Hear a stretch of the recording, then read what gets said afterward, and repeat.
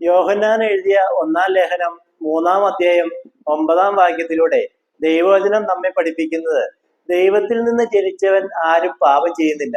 ദൈവത്തിന്റെ വിത്ത് അവനിൽ വസിക്കുന്നു. ദൈവത്തിൽ നിന്ന് ജനിച്ചതിനാൽ അവന് പാപം ചെയ്യാൻ കഴിയുന്നതുമല്ല.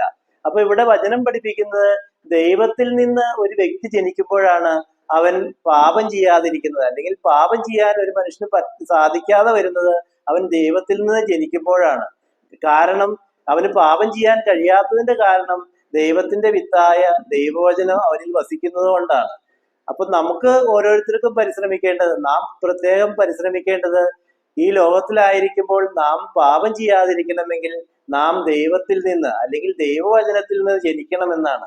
അങ്ങനെ ദൈവവചനത്തിൽ നിന്ന് ജനിച്ച് പാപം ചെയ്യാത്തവരായി, ദൈവത്തിന്റെ വിത്ത് നമ്മുടെ ഹൃദയത്തിൽ വസിക്കുന്നവരായി നമുക്ക് ജീവിക്കാം.